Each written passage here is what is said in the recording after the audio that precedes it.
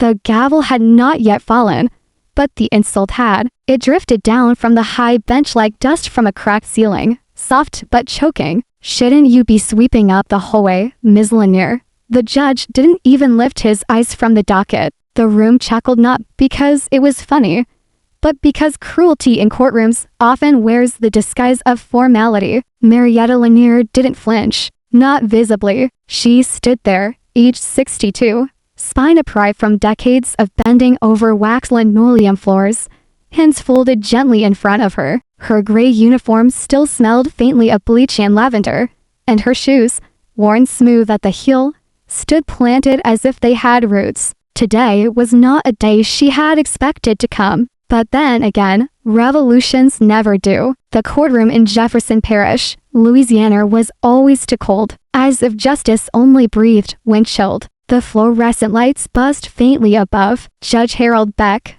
white-haired, pink-skinned, and forever unimpressed, presided with the apathy of a man too long unchallenged. He had ruled this southern parish court for 27 years, and Marietta, she had polished its marble for 12. Today, though, she wasn't there with her mop. She stood before the bench as a defendant in a petty dispute over a car parked too long in a church lot. What the judge didn't know, what no one in the courtroom knew, was that Ms. Lanier had been watching, listening, and recording for 11 months. Beck sneered. "You park where you pray, you pay where you park, Ms. Lanier. This is a courtroom, not choir practice." More laughter. A bailiff smirked. A junior clerk bit his lip to hide a grin. Marietta stepped closer. "Your Honor," she said, "I ask that this ticket be dismissed." The posted sign was moved to days prior without public notice. Beck waved his hand. "This isn't debate club, Ms. Lanier. You mop, not legislate." That was the moment. Marietta reached into her canvas handbag. Slowly, deliberately. The badge was old but polished. Its leather case, softened by time, opened with a slow creak. Inside, the silver crest of the United States Department of Justice shimmered like a river under moonlight. The room froze. Judge Beck blinked. The bailiff stepped forward instinctively, one hand to his hip. But Marietta didn't flinch. She placed the badge on the wooden stand like a sacred relic, her hands steady as stone. This badge was issued by the DOJ's Internal Judiciary Oversight Division, she said, her voice even. "I've been stationed here undercover for the past 11 months as part of a federal audit on racial and procedural bias in parish-level courts." No one laughed this time. Beck leaned forward. His mouth opened, then closed, then opened again. "Are you serious?" "Deadly," she replied. The clerk typed furiously. The bailiff,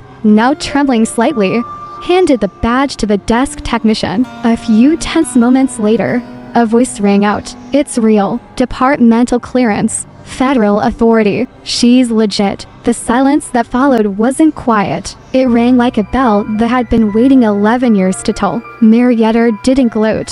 She stood as still as she had every night she'd mopped that marble floor. Quiet, focused, invisible. "I have observed this courtroom for 218 sessions," she continued. "I have recorded over 300 procedural violations, 47 instances of verbal abuse from the bench, and consistent disparities in bail and sentencing decisions based on race and income." Her voice did not rise, but the room sank into itself. Judge Beck tried to speak, but the words wouldn't shape. "Ms. Lanier, I didn't. I mean, you didn't see me," she interrupted, "because you never looked." Outside the courthouse, the sun had finally broken through the clouds, casting light across the old oak trees that lined the square. But inside, the shadow of decades grew restless. "I am submitting a full report to the DOJ today," she said, along with body cam footage and testimony from court officers,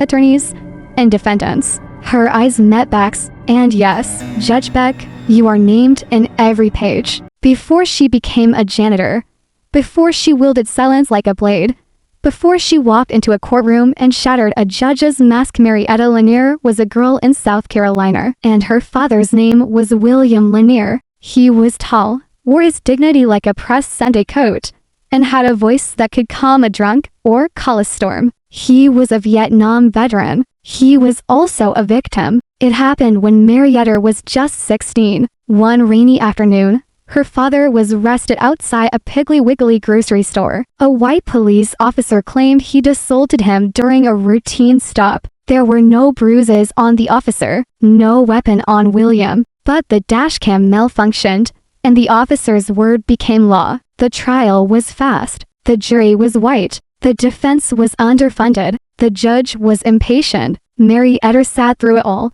hands clenched on her lap.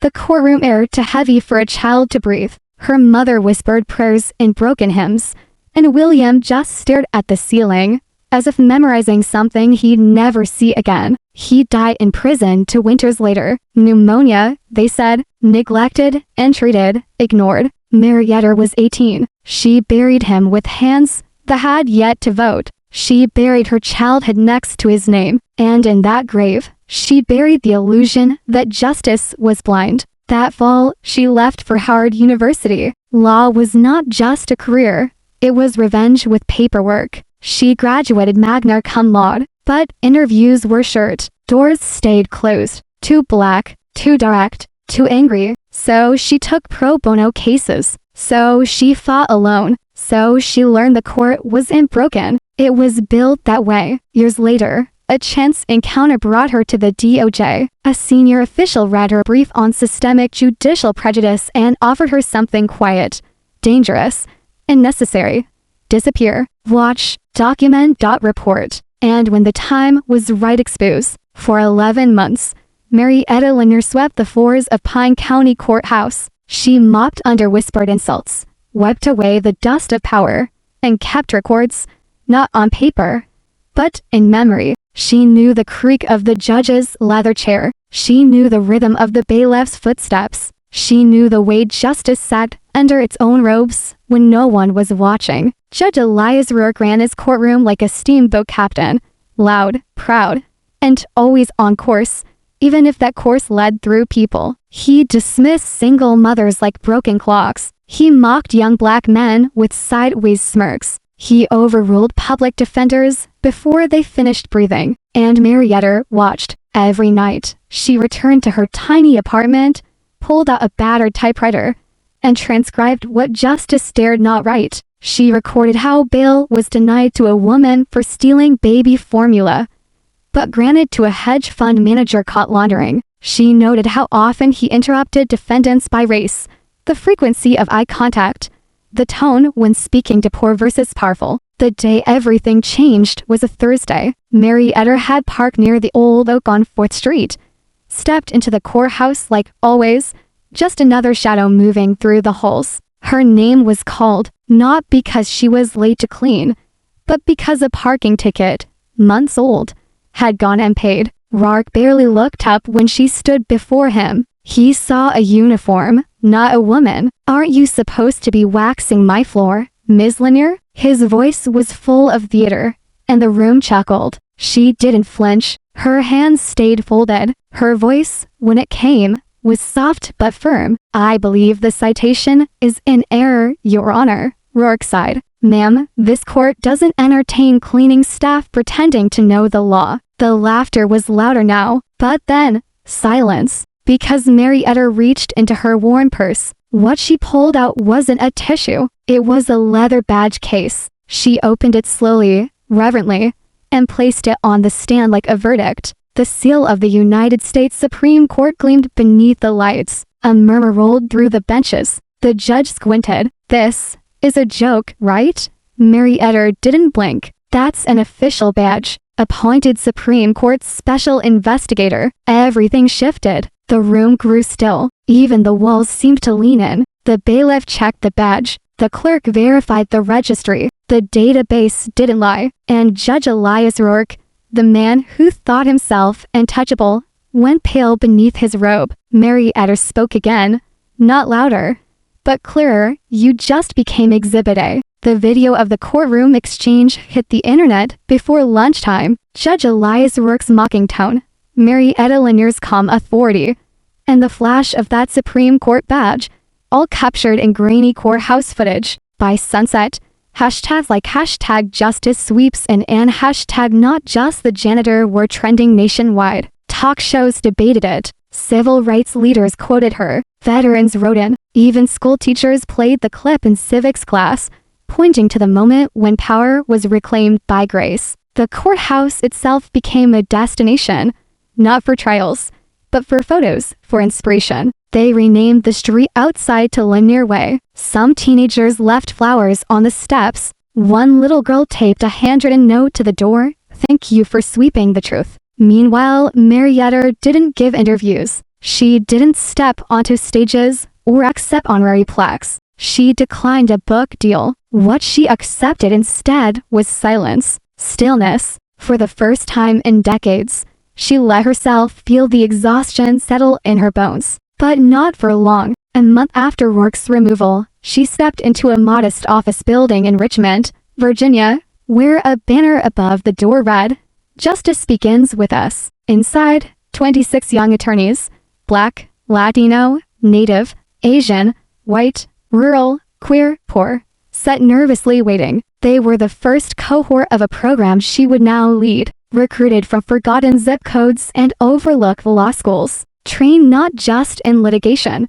but in listening, taught to see the courtroom not as a place of performance, but a profound responsibility. Marietta stood in front of them, her hands steady. She looked every one of them in the eyes. "You will be dismissed, underestimated, interrupted," she said, "but you will never be invisible." There was silence in the room, the kind that follows truth, and then a rustle of chairs, not applause, but people rising, standing in acknowledgement, not of authority, but of something far deeper, a life lived for justice, often in the shadows, now stepping fully into the light. That evening, she returned to her apartment and opened a small wooden box. Inside were photographs, her father in uniform, her law school acceptance letter, the badge, and a note in his handwriting. "Truth is slow, but it moves." She smiled. Her niece called around dinner time, voice bright with questions. "Andy Mayer, what happens now?" Marietta looked out her window at the fading light. "Now, baby," she said,